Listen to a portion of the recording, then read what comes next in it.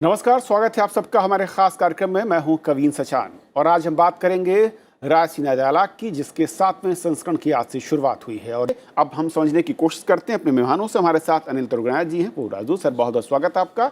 आलोक बंसल जी हैं हमारे साथ, डायरेक्टर हैं इंडिया फाउंडेशन से। आलोक जी, आपका भी बहुत बहुत स्वागत है। और श्रीराम चौलिया हमारे साथ हैं, आपका भी सर बहुत बहुत स्वागत है। श्रीराम चौलिया साहब, जो आलोक जी ने भी जिक्र किया और अनिल सर ने भी कहा, मैं थोड़ा सा इस पर आपकी भी व्यू पॉइंट समझना चाहूँगा। एक तरफ भारत ईयू अपने रोल की बात कर रही थी, वो कि ईयू ने किस तरीके से काम किया, या फिर रूस यूक्रेन के वॉर की बात हो रही हो, लेकिन हिंद प्रशांत क्षेत्र में भारत जो कहता रहा है उसकी तरफदारी करते हुए वही ठीक उसी पल में चीन के साथ ईयू के रिश्ते या फिर उनकी चीन की उपयोगिता, उसकी वर्ल्ड वाइड जो है किस तरीके से प्रेजेंस है, उसका भी वो जिक्र करने से नहीं चूकी। ये क्या दर्शा रहा है असल में जो आलोक जी कह रहे हैं? क्या मैं इसको और अगर थोड़ी सी पिक्चर को बड़ी करना चाहूं, रूस के साथ खोते हुए संबंधों के बीच या कमजोर रिश्तों के बीच में ईयू एक और ठिकाने की तरफ, यानी कि चीन की तरफ ज्यादा आकर्षित या मोहित होने की कोशिश करता हुआ नजर आ रहा है।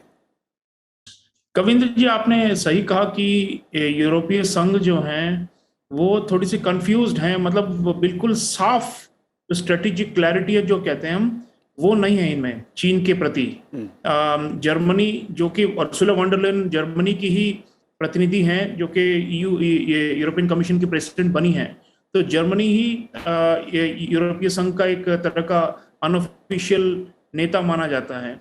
तो जर्मनी की पोजीशन हमेशा यही रही है कि व्यवहारिक तौर पर चीन से बहुत सारा आर्थिक लाभ मिलता है। जर्मनी की जो कार कंपनियां हैं, ऑटोमोबाइल कंपनियां, उनके सबसे बड़ा बाजार चीन ही है।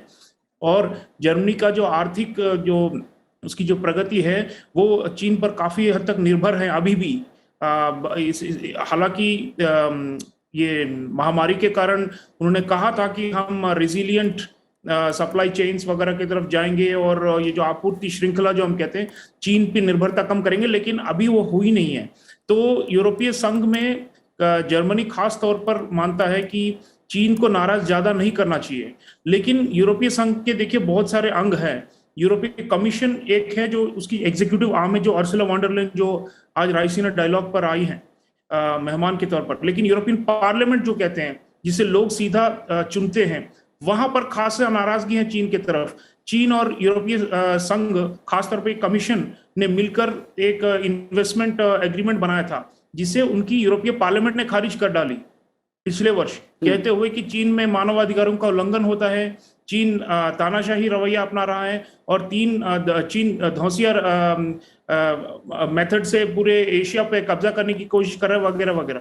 तो यूरोपीय संघ के अंदर भी भारत के पक्ष में, भारत का पक्ष समझना, भारत की जो भू राजनीतिक जो हमारी जो दुविधाएं हैं उनको अच्छे से उन्हें समझना और उनके तरफ रहना, ये सब जो है कुछ अंग मानते हैं यूरोपीय संघ के। लेकिन दूसरे अंग वो हैं जो कहते हैं कि चीन जो है अनिवार्य है और उसके साथ हमें कोऑपरेट करना ही पड़ेगा। इसीलिए अर्सुला वॉन डर लेyen उन्होंने दो शब्द इस्तेमाल किए। एक कहती है कि चीन सिस्टेमिक राइवल है हमारा, राइट, यूरोपीय संघ का, मतलब प्रतिद्वंद्वी है, पूरी वैश्विक व्यवस्था में प्रतिद्वंदी है, क्योंकि वैल्यूज उसके अलग है। हम उदारवादी हैं और चीन जो है तानाशाही और निरंकुश है। लेकिन दूसरी तरफ कहते हैं कि जहां पर हमें कोऑपरेट करना है, उनके साथ कोऑपरेट करते रहेंगे।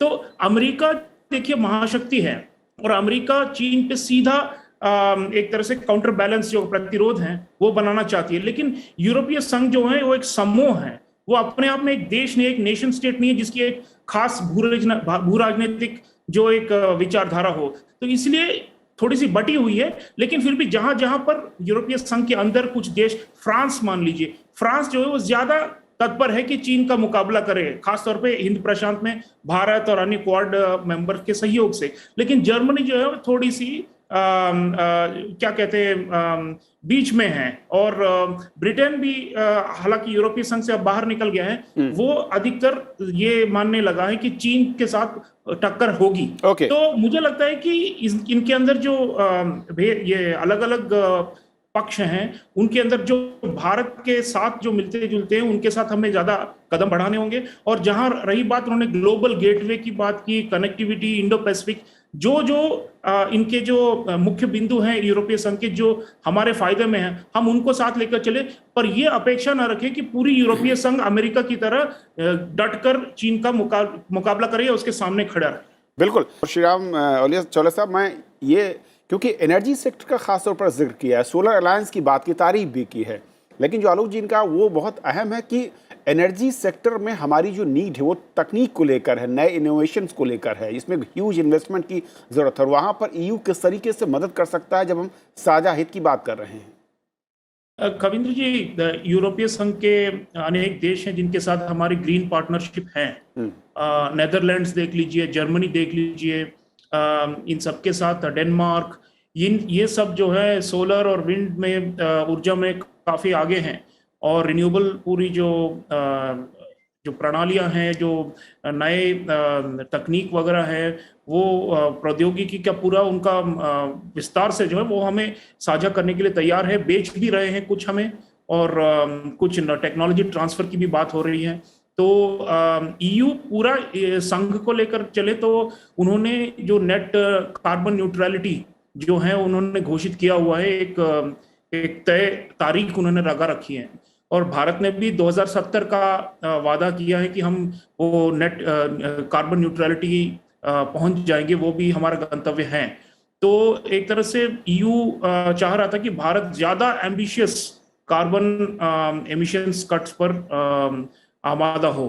तो मैं समझता हूं कि हमने उन्हें बहुत सारा समझाया है कि हमारी जो घरेलू जो आर्थिक स्थिति है फिलहाल की, और जो हमारी आर्थिक गति की जो हमारी जो लक्ष्य हैं उन्हें प्राप्त करने में समय लगेगा, और हमें विकसित देशों और विकासशील देशों में फर्क है। तो यूरोपीय संघ ने इस पर ज्यादा टिप्पणी नहीं की उसके बाद, जब से हमने उन्हें समझाया है।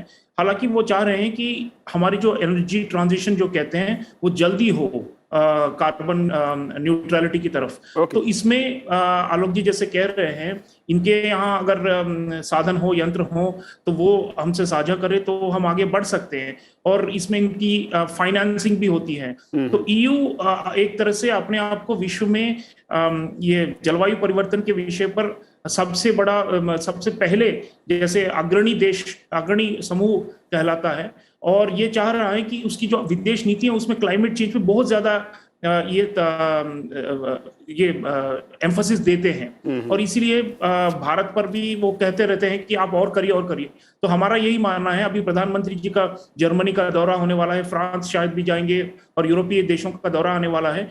तो हर जगह प्रधानमंत्री जी यही कहेंगे कि हम तो, जैसे हम अनिल त्रिगुणाथ जी भी कह रहे थे, हमारे जो पेरिस में जो हमने लक्ष्य दिए हैं क्लाइमेट चेंज के, हम उससे काफी आगे भी चल रहे हैं। हमने जो टारगेट रखे थे उससे बेहतर प्रदर्शन दिखा रहे हैं। तो हम ऐसे देश हैं जो कि बातों से नहीं, अपने कार्यों से सिद्ध कर रहे हैं कि हम एक रिस्पॉन्सिबल ग्लोबल सिटीजन हैं।